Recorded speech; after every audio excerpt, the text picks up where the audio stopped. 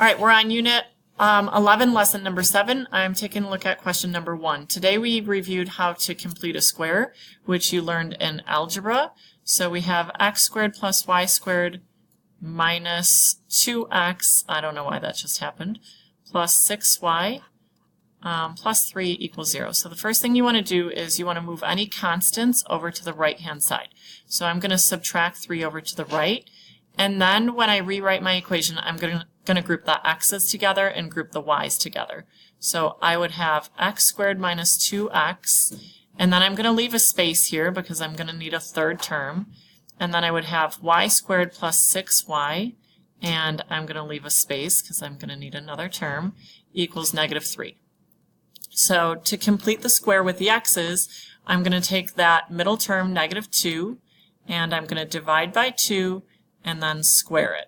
And so negative 2 divided by 2 is negative 1, and negative 1 squared is just 1. And so I'm going to add 1 here, and when I add it to the left, I have to make sure I go and add it to the right. So plus 1. Now I have 6y, so that should complete the square on the x's. Now I'm going to complete the square on the y's, so I'm going to take this number 6, I'm going to pull it over to the side and divide by 2 and square it. 6 divided by 2 is 3, squared is 9, so I'm going to do plus 9 and plus 9.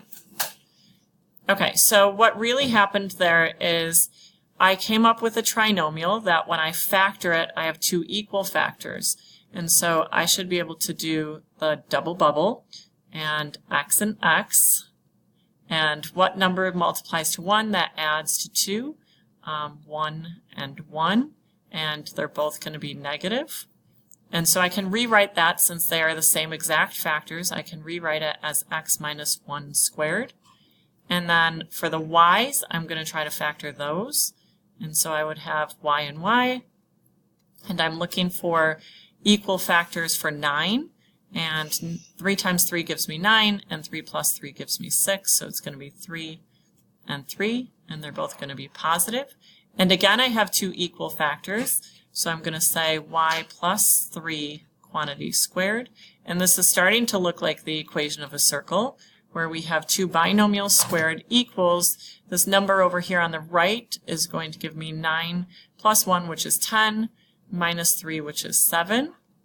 And so when I come up with the equation of the circle, this is my h value, this is my k value, and my r is the square root of 7. So my center point is going to be, oh, actually they just want this equation, never mind. Here you go. That one's done. And I'm not going to do all these for you, but I'll go ahead and get you started on number 2. So number 2, we're going to start the same way. Our constant is already moved to the right-hand side, and so I'm going to just rewrite x squared is already a perfect square. I really just need to complete the square on the y's. So y squared plus 6y plus something equals 7.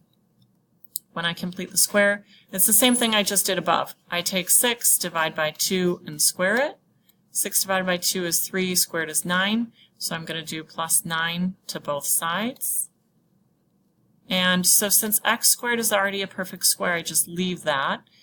And this one, same thing as above. I'm going to have y plus 3 squared and equals 16. Your center for this is 0, comma, negative 3. And your radius is the square root of 16, which is 4. I'm going to stop there and have you try the next couple on your own.